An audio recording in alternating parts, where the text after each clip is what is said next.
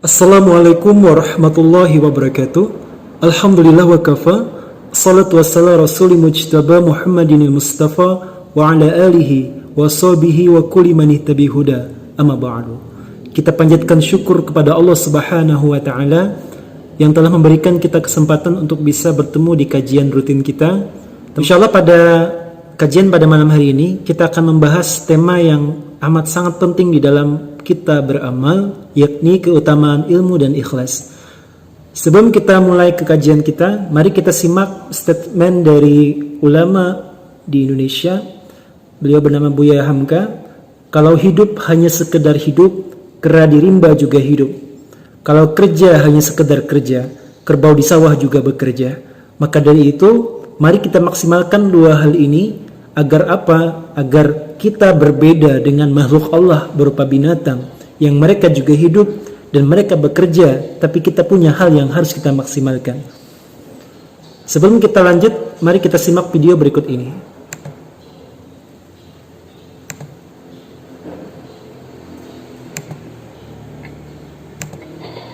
Seorang guru sekolah menengah atas di Sampang, Madura. Oke, guru tewas dipukul muridnya. Sang murid diduga marah Ini berita lama ya. karena tertidur saat pelajaran berlangsung. Guru yang tewas tersebut mengajar seni rupa dan bernama Ahmad Budi Cahyono. Dia sempat dilarikan ke Rumah Sakit Dr. Sutomo, Surabaya hari Kamis lalu. Namun akhirnya meninggal karena pecahnya pembuluh darah. Oke, lanjut. Kemudian video yang kedua, berita yang kedua. Sementara itu, meski menghadapi Anak gugat ibu senilai 1,8 miliar. meski tubuhnya telah rentan, tapi Siti Ruhayat tetap tegar. Wanita berusia 82. Kenapa hal ini bisa terjadi? Maka dua hal yang tadi perlu kita maksimalkan agar setelah kajian ini tidak terulang lagi kejadian hal ini. Maka dua hal tadi yang perlu kita maksimalkan apa tadi? Ilmu dan ikhlas. Oke, baik, tujuan kajian kita malam hari ini ada 3. Yang pertama, memperbaiki amal agar bernilai ibadah. Yang kedua, menghindari perbuatan yang menjerumuskan kerusakan. Yang ketiga, kita niatkan ikut beramal dan menyampaikan kepada saudara muslim yang lain. Nah, jadi tujuan kita pada malam hari ini. Sebelum kita mulai, keutamaan dalam berilmu. Oke, tahu cheat ya? Cheat adalah istilah dalam gamer ya. Jalan pintas, nge-cheat katanya. Apa keutamaan ilmu? Mencit pahala haji yang sempurna. Sebagaimana dari Abu Umamah radhiyallahu anhu, Nabi SAW bersabda, "Man ghada ilal masjid la yurid illa ay yata'allam khairan aw yu'allimah, kana lahu ka ajri hajjin tamman hajjatu." Yang artinya, siapa yang berangkat ke masjid atau majelis ilmu yang ia inginkan hanyalah untuk belajar kebaikan atau mengajarkan kebaikan, ia akan mendapatkan pahala haji yang sempurna hajinya. Masya Allah. Tamman hajjatu. Hadis riwayat Tabrani dalam Al-Mujam Al-Kabir, Al-Bani ya. Kemudian dinyatakan hasan sahih. Masya Allah ya. Coba kita hitung hari ini, meskipun dalam keadaan pandemi ya, kita niatkan kita secara virtual ya menuntut ilmu untuk mendapatkan kebaikan, dekat dengan Allah. Berapa kali kita sudah mendapatkan pahala haji yang sempurna. Maka dari itu kita antusias ya di dalam belajar agar mendapatkan fadilah seperti ini. Yang kedua, tentunya materi kita ini adalah ulama sepakat syarat diterimanya ibadah. Karena syarat diterima ibadah itu ada 2. Syarat yang pertama, niatnya harus ikhlas. Ya, niatnya harus ikhlas. Kemudian yang kedua, berilmu atau i'tiba, mengikuti Nabi Sallallahu Alaihi Wasallam. Nah, jadi sangat penting ya. Artinya yang kita kaji ini berhubungan langsung dengan hasil dari ibadah yang kita lakukan, diterima atau tidaknya. Maka dari itu, jika hari ini kita belajar bisa 100% fokusnya, maka tentunya yang amat sangat penting ini harus lebih daripada itu, bisa 200% ya fokusnya. Baik, lanjut. Nah, di sini luruskan niat. Oke, baik, kita mulai fokus ke ikhlas ya, luruskan niat. Apa itu ikhlas? Oke, apa itu ikhlas? ternyata banyak kaum muslimin yang masih keliru di dalam memahami makna dari ikhlas.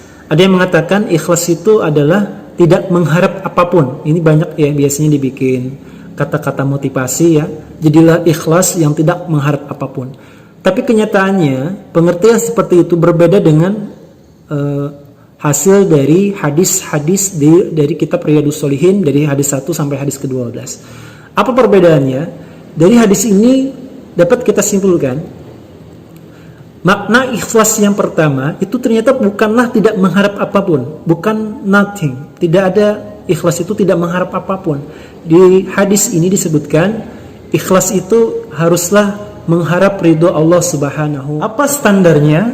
Standar ridho Allah adalah kita jadikan segala perbuatan kita itu Allah ridho atau tidak.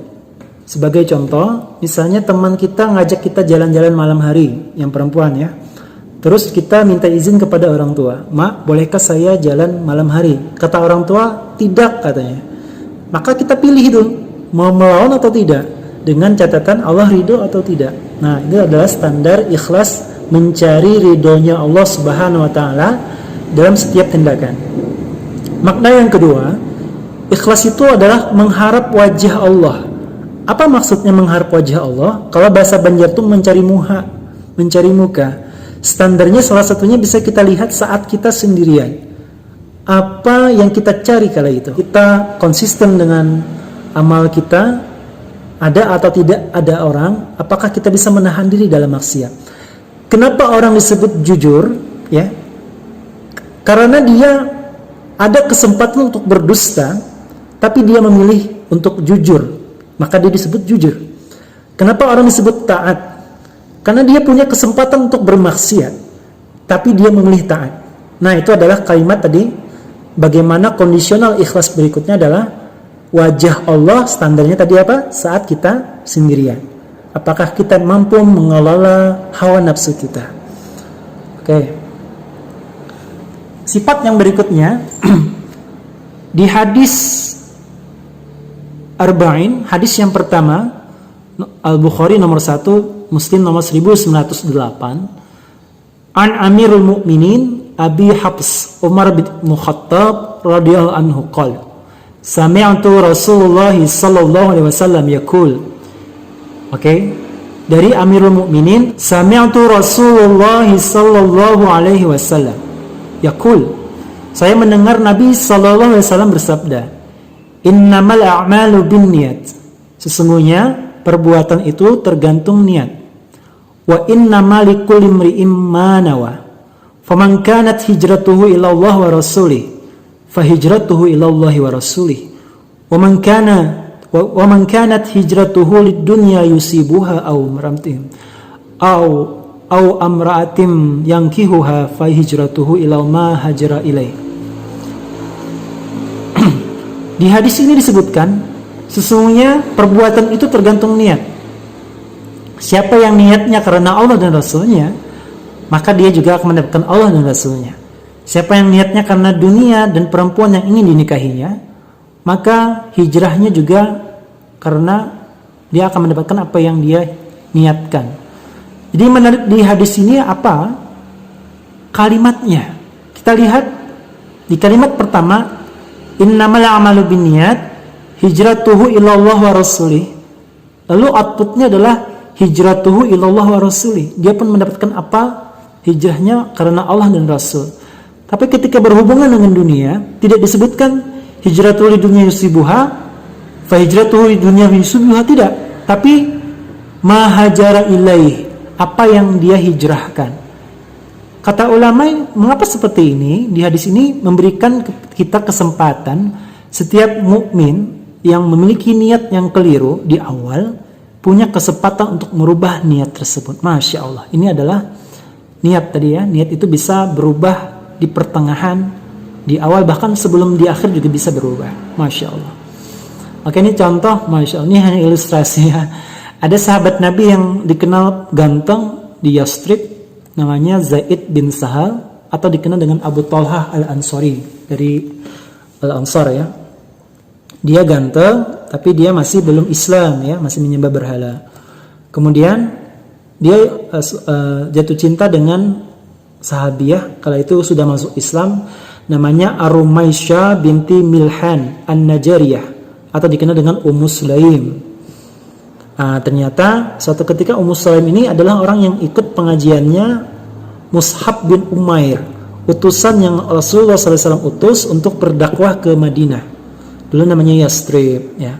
Ummu Sulaim sudah jadi muslimah, ya. Suatu ketika Zaid ini Abu Thalha ini sangat pede, ya.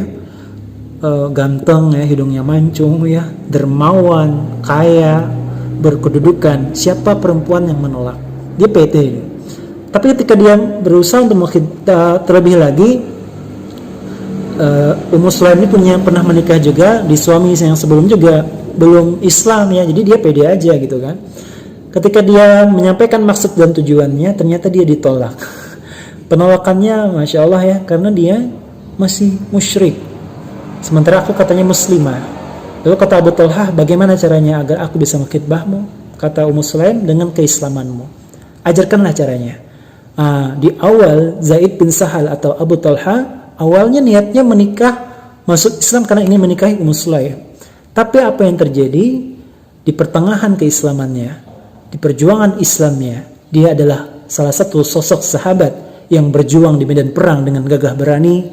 Ketika Rasulullah SAW dikepung di perang Uhud, dia orang yang siap untuk menjadi tameng Rasulullah SAW.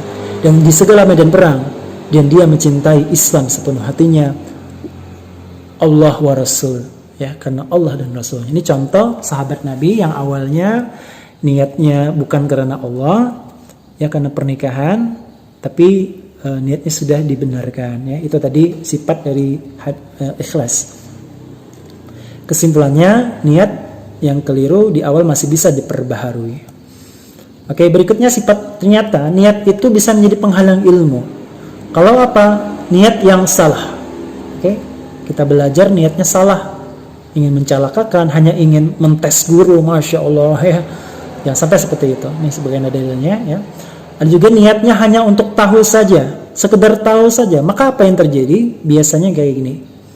Ini ya, teman-teman nih, belajar di SD 6 tahun, SMP 3 tahun, SMA 3 tahun, kuliah 5 tahun, masih buang sampah sembarangan. Sekolah 17 tahun ngapain aja? Masya Allah, ya. Karena memang sejak awal dia duduk untuk belajar hanya ingin tahu. Niat yang salah. Dan berikutnya, jangan sampai kita meremehkan orang lain. Niat yang meremehkan orang lain menyebabkan pahala kita di majelis ilmu akan Allah berikan kepada orang yang kita remehkan. Oke, ini penghalang, ya. Oke, sifat ikhlas menurut ahlinya dari Imam Ahmad bin Hanbal, beliau menyampaikan, ditanya tentang ikhlas, dan beliau menyampaikan, amal ikhlas fahuwa aziz, ya. Ikhlas itu amat sangatlah berat. Lalu bagaimana kau mengelolanya? Apakah aku termasuk orang ikhlas? Dia menyampaikan, adapun saya berusaha sekuat mungkin meraihnya. Masya Allah, sangat rendah hati, orang yang banyak murid, banyak kitab, tentunya banyak dong pahala yang beliau dapatkan, ya. Orang yang seperti ini hafal hadis, ya. Beliau menyebutkan, aku saja masih berusaha untuk meraihnya. Kenapa berat? Kita bisa logikakan dengan yang lagi panas hari ini, ya, karena persaingannya ketat, MotoGP, ya. Kita lihat ada lampu hijau, ya, ini sebelum start. Jadi ikhlasnya juga terbagi waktu seperti ini juga, sebelum, ketika, dan sampai wafat. Jadi ikhlas ini 3 waktu, sebelum, ketika, dan finish. Contoh di awal ada tipsnya. Kita bisa buka di surah Al-Baqarah ayat 264.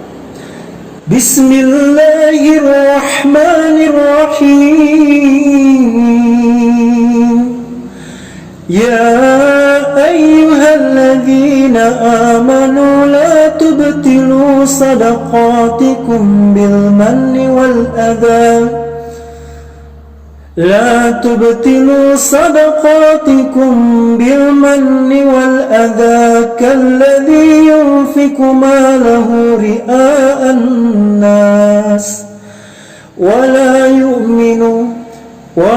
يؤمن بالله واليوم الآخر فمثله كمثل صفوان عليه تراب فأصابه وابل فأصابه وابل فتركه صلدا لا يقدرون على شيء مما كسبوا والله لا يهدي القوم الكافرين.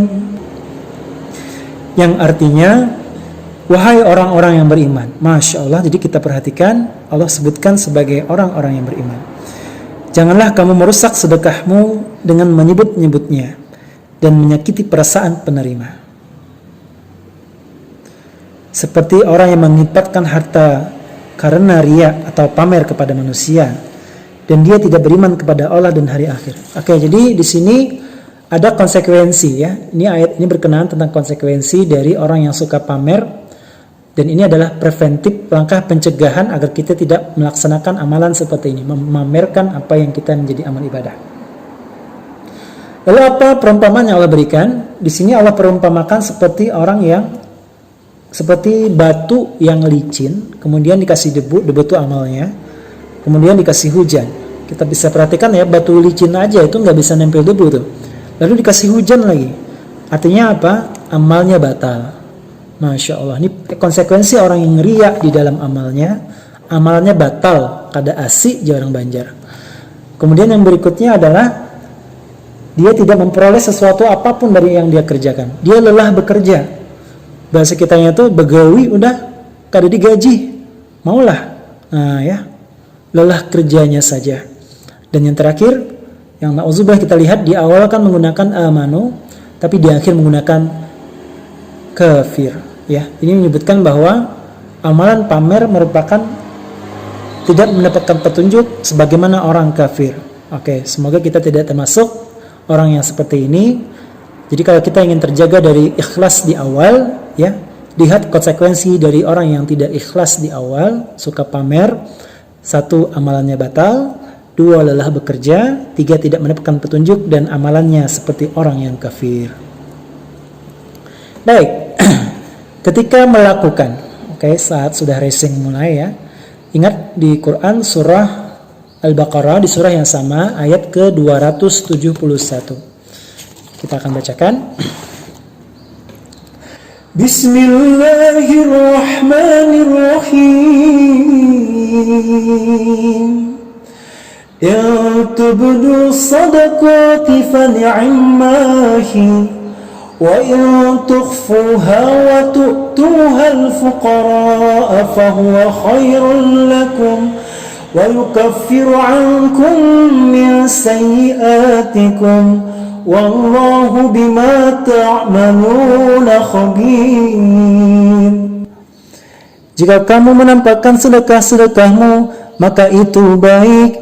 Dan jika kamu menyembunyikannya dan memberikannya kepada orang-orang fakir, maka itu lebih baik bagimu. Dan Allah akan menghapus sebagian kesalahan-kesalahanmu. Dan Allah Maha teliti terhadap apa yang kamu kerjakan. Oke, ini adalah tips preventif juga saat melaksanakan. Ingat TPS. Apa itu TPS? Tutupi, percepat, dan segera. Karena kalau kita perlambat akan ada hujah yang lain sehingga tidak jadi melaksanakannya. Oke, ketika sudah dilakukan. Surah Al-Mulk ayat kedua. Alladzi khalaqal mauta wal hayata liyabluwakum ayyukum ahsanu amala wa huwal azizul ghafur. Oke, Allah berikan ciptakan hidup dan mati untuk mengetahui siapa yang paling baik amal, yang terbaik amalnya. Terbaik saat sudah melakukan, tidak lain dan tidak lupa adalah anggap kita tidak beramal, ya. Kita lupain tuh. Jangan sampai kita kasus seperti si fulan yang dia sudah menjaga amalnya.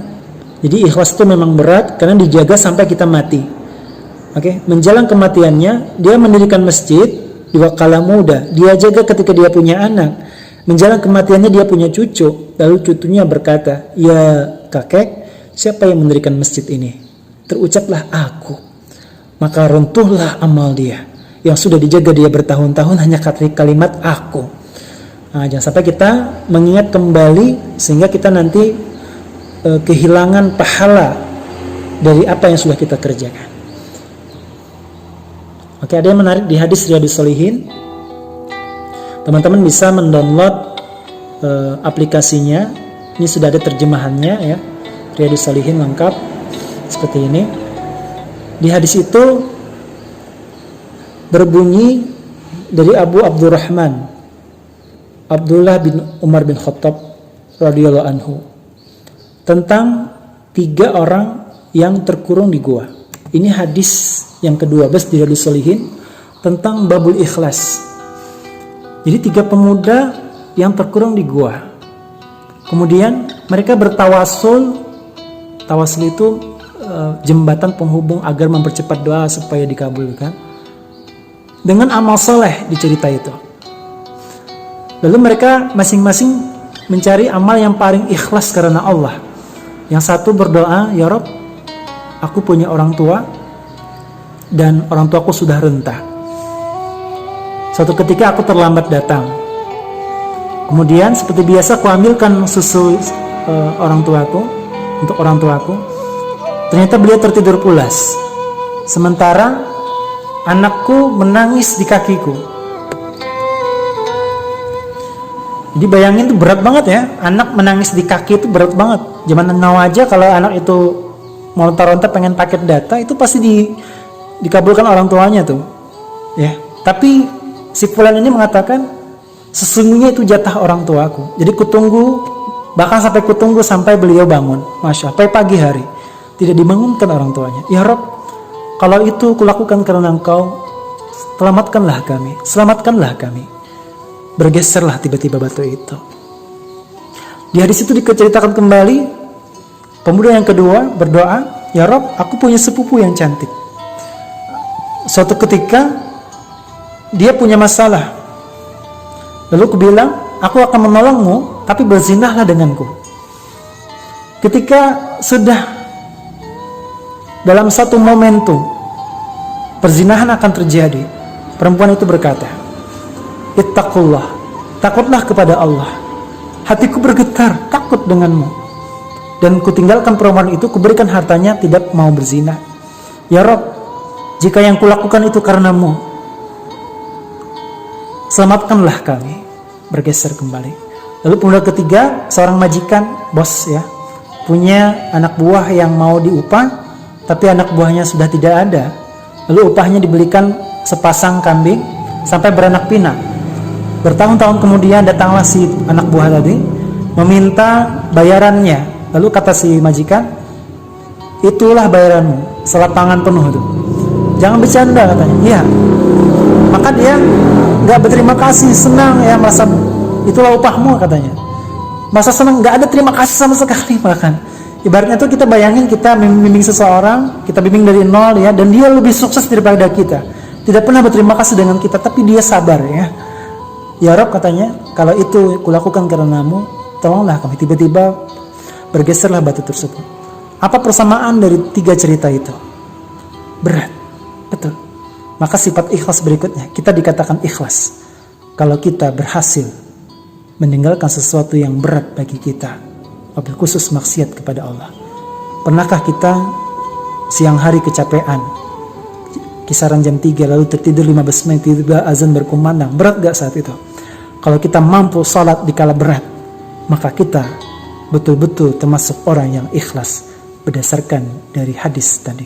Masya Allah. Adakah amalan maksiat yang berat hari ini kita tinggalkan? Kalau kita berhasil meninggalkan, berarti kita termasuk orang yang ikhlas. Rahimanallah, itu tadi kesimpulan dari pertemuan kajian kita pada malam hari ini. Kesimpulan pertama adalah ikhlas tadi bukanlah tidak mengharap apapun ya, tapi ikhlas adalah mengharap ridhonya Allah. Jadikan standar perbuatan itu Allah ridho atau tidak. Yang kedua, ikhlas itu adalah mengharap wajah Allah. Jadikanlah standar ketika kita sendirian ataupun banyak orang, tetap kita mampu mengelola hawa nafsu kita. Yang ketiga, jagalah ikhlas di setiap kondisi ya, wabil khusus dalam kondisi ringan ataupun berat. Yang keempat, berdoalah kepada Allah agar termasuk orang yang ikhlas. Yang kelima, boleh mengharap dunia kepada Allah apalagi akhirat. Dan yang terakhir adalah ilmu dan ikhlas adalah syarat diterimanya ibadah. Subhanakallah bihamdika asyhadu alla ilaha illa anta astaghfiruka wa atubu ilaik. Pohon durian berdaun sirih cukup sekian dan terima kasih. Assalamualaikum warahmatullahi wabarakatuh.